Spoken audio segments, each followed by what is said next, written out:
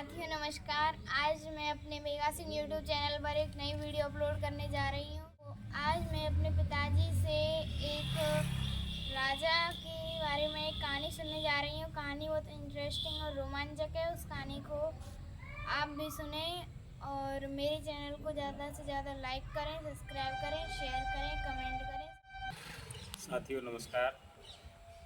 मैं मेगा सिंह के कहे अनुसार उसको लग रहा था कि आज मेरे पापा मुझसे कोई जोक्स या कहानी कहें, इसलिए मैं आज उन्हें बेटी के लिए एक बहुत ही अच्छी कहानी सुनाने के लिए जा रहा हूँ। देखिए, एक चोर और राजा की कहानी है। राजा जो था वो थोड़ा सा अच्छा नहीं था और प्रजा के बारे में वैसे भला सोचता था, लेकिन प्रजा उससे संतुष्ट नहीं थी। तो ऐसे राजा के बारे में था और वो चोर चोरी करने के लिए किसी पास के गांव में चला गया। जैसे ही वो पास के गांव में पहुंचा तो वहाँ गृह स्वामी अंदर भीतर सोया हुआ था। दरवाज़ा अंदर से लॉक था। खिड़की से चोर घुसना चाह रहा था। खिड़की कमज़ोर थी, इसलिए चोर ने सोचा कि इस खिड़की को उखाड़ करके और मैं अंदर चला जाऊंगा और जो मेरी जो आवश्यकता की चीज़ें हैं उसको लेके आ जाऊंगा। हुआ यही। जैसे ही चोर ने उस खिड़की को उखाड़ना चाहा, खिड़की बहुत कमज़ोर थी और एक झटके में ही खिड़की को उखाड़ा तो वो खिड़की चोर के पैर पर आ गिरी और चोर लंगड़ा हो गया। चोर ने देखा उससे खड़ा नहीं हुआ जा रहा है, जैसे तैसे उसको थोड़ा रिलैक्स किया और आराम करके और वो वापस चोरी करने की बजाय अपने खुद के निज निवास पर पहुंच गया।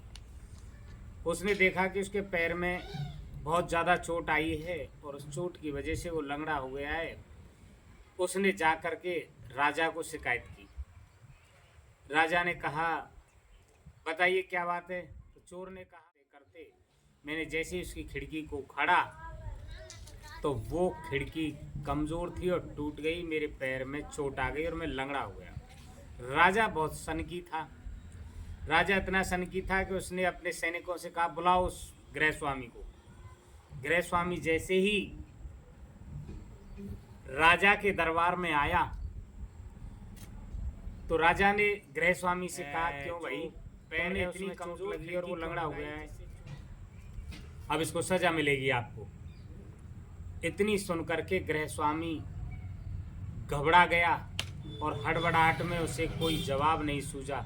लेकिन आनन फानन में जो उसके दिमाग में प्रश्न आया उसका जवाब क्या था राजा के लिए, ये कसूर मेरा नहीं था, ये उस राजमिस्त्री का और उस बढ़ई का कसूर है जिसने ये खिड़की लगाई है।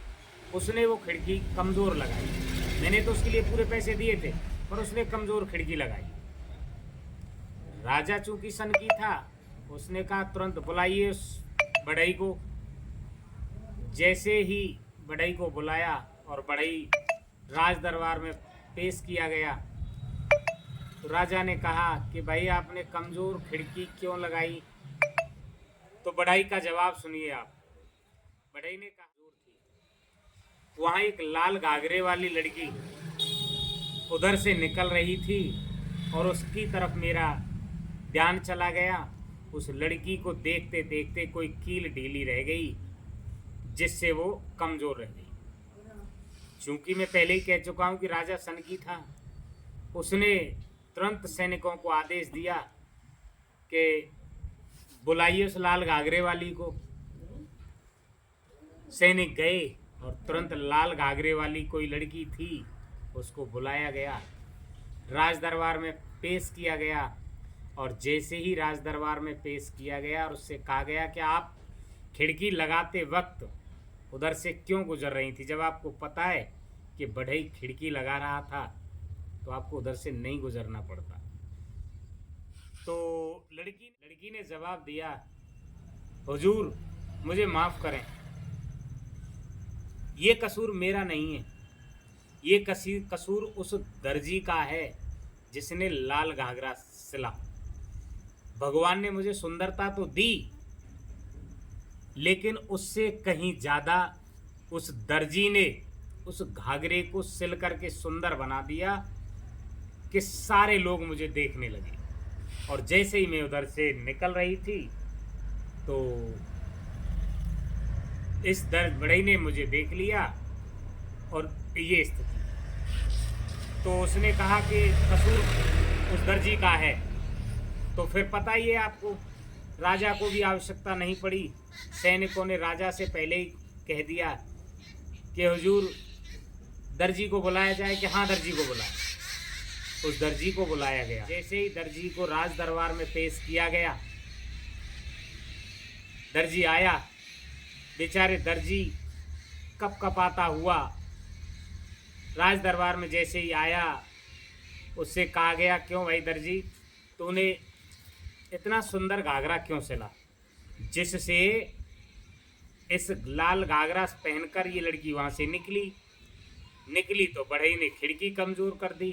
खिड़की कमज़ोर हो गई तो वो चोर चोरी करने के लिए जैसे ही खिड़की को उखाड़ा तो उसके पैर में लग गई, तो वो चोर लंगड़ा हो गया। तो इसकी सज़ा तो आपको बनती है।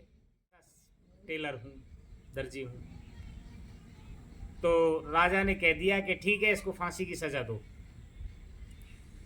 दर्जी को फांसी वाले कमरे में ले जाया गया, लेकिन वहाँ एक समस्या थी, और समस्या ये थी कि दर्जी लंबा था और जो फांसी का फंदा था वो छोटा था। इस पर जैसे ही उसको लटकाया गया तो मरा। दर्जी के पैर, सैनिक जो फांसी देने वाले थे वो सैनिक उन्हें राजा के पास पहुँचे, हुजूर एक समस्या आ गई। बोले बताइए क्या समस्या है। बोले वो दर्जी लंबा है, फांसी का फंदा छोटा है, वो जैसे ही उसको फांसी पे लटकाते हैं तो दर्जी के पैर उस धरती से स्पर्श कर जाते हैं। बल्कि मैंने जो कह दिया, क्योंकि राजा मैं पहले भी बता चुका हूँ, राजा दिए चाहे दर्जी लंबा हो चाहे दर्जी छोटा हो, मैंने सजा दर्जी को दी है। आप जाइए और कोई दर्जी पुणे लेकर आइए। सैनिक पुणे गांव की तरफ गए। वहां जाकर के एक जो छोटे कद का दर्जी था उसको पकड़ के ले आए, और जैसे ही उसको फांसी वाले कमरे में ले जाया गया तो उसके साथ सारे दर्जी, गांव वाले और अन्य ग्रामीण भी उसको लटकाया गया, साथ चलते आए। तो एक भीड़ में से एक आदमी बोला कि मुझे फांसी। क्या हुआ? भीड़ में से आवाज आई कि इसको फांसी मत दो, मुझे फांसी दो। फिर एक और आवाज आई कि फांसी मुझे दो। फिर एक और आवाज आई, मुझे फांसी दो। इतनी आवाजें आईं कि सारी जनता, जो राजा की प्रजा थी, वो सब कहने लगे कि फांसी मुझे दो, मुझे दो, मुझे दो। इस घटनाक्रम को देख करके सैनिक आश्चर्यचकित हुए, अचंभित हुए, और वो पुनः राजा के पास, महाराज ऐसा ऐसा हो रहा है। राजा स्वयं चल के उस जगह पर आया और आकर के वो घटना देखी और बोला कि भाई क्या मामला है, आप सभी क्यों फांसी पर लटकना चाहते हो।